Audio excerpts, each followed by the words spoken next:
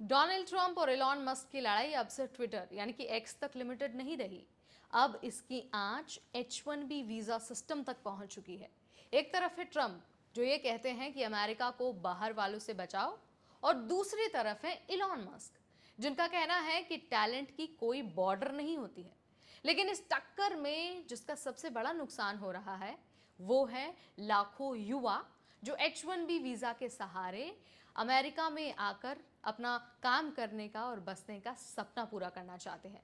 तो आज की इस वीडियो में हम आपको बताएंगे कि कैसे ट्रंप और इलॉन मस्क की लड़ाई में H1B वीज़ा होल्डर्स का नुकसान हो रहा है, और आने वाले समय में जो युवा H1B वीज़ा लेकर काम करना चाहते हैं अमेरिका में, उनके लिए कैसे रास्ते बंद हो सकते हैं। इस वीडियो में हम आपको सारी जानकारी देंगे, पूरी पिक्चर आपके सामने क्लियर करेंगे बहुत आसान भाषा में। नमस्कार, मेरा नाम है नेहा उपाध्याय और आप देख रहे हैं NBT टेक। सबसे पहले आपको याद दिला देती हूँ, H1B वीज़ा जो है वो अमेरिका का एक स्पेशल वीज़ा होता है जिससे कंपनियां बाहर से स्किल्ड वर्कर्स को हायर करती हैं। एग्जाम्पल जैसे सॉफ्टवेयर इंजीनियर्स को हायर करती है, डेटा साइंटिस्ट को हायर करती हैं, डॉक्टर्स को भी हायर करती हैं।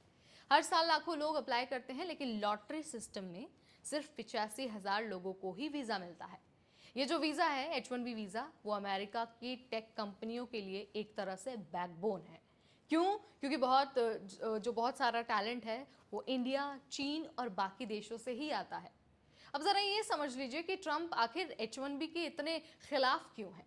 अब देखिए, ट्रंप पहले भी जब प्रेसिडेंट थे, यानी कि जो उनका पहला टर्म था, उसमें भी उन्होंने H1B वीज़ा पर कई सारी पाबंदियां लगाई थी, जैसे कि अप्रूवल कम कर दिया था, क्राइटेरिया मुश्किल बना दिया था और प्रोसेसिंग को भी धीमा कर दिया था। उनका कहना है कि अमेरिकन जॉब्स सिर्फ अमेरिकी लोगों के लिए होनी चाहिए। 2020 में तो उन्होंने कोविड का बहाना लेकर H1B पर ऑलमोस्ट रोक ही लगा दी थी। अब जरा ये समझ लीजिए कि ये तो हो गई भाई ट्रंप की बात। अब इलॉन मस्क का क्या कहना है वो समझिए एक बार। अब देखिए, इलॉन मस्क ना इसके उलट है। मस्क का मानना है कि टैलेंट दुनिया भर में है, और अगर अमेरिका बेस्ट माइंड्स को नहीं लाएगा तो टेक्नोलॉजी में पिछड़ जाएगा। टेस्ला, स्पेसएक्स और न्यूरालिंक, इन सब में मस्क ने हजारों H1B वर्कर्स को रखा है। उन्होंने साफ साफ कहा है कि इमिग्रेशन से देश मजबूत होता है, कमजोर नहीं। अब जरा ये समझ लीजिए कि ये जो ट्रंप वर्सेस मस्क है, यानी कि जो ये झगड़ा है, वो आखिर क्या है, पूरा मामला क्या है, क्यों झगड़ा हो रहा है। तो देखिए, ट्रंप ने हाल ही में मस्क को ट्विटर पर घेरा और कहा कि इलॉन मुझसे मिले थे व्हाइट हाउस में रोते हुए, लेकिन अब वो बगावत कर रहे हैं। मस्क ने इसका पलटवार किया और कहा कि ट्रंप को दोबारा प्रेसिडेंट नहीं बनना चाहिए था, अमेरिका को ये आगे बढ़ना है, पीछे नहीं। ये जो पब्लिक फाइट है ना, अब सीधे सीधे सिस्टम को असर कर रही है और असर डाल रही है इमिग्रेशन और टेक पॉलिसीज पर।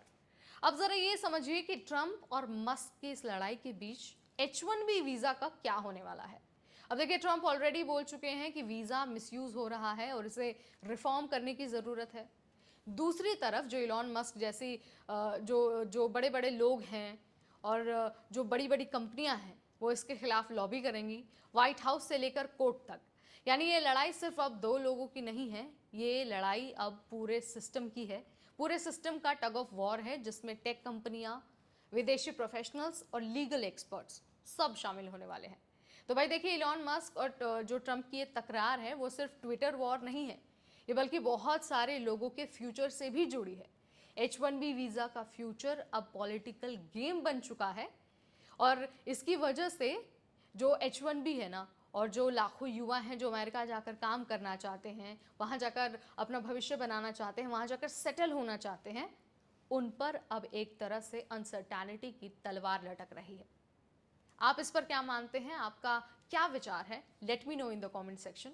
इस वीडियो में फिलहाल इतना ही। तब तक मुझे यानी अपनी होस्ट को दीजिए इजाजत। Keep watching NBT take care.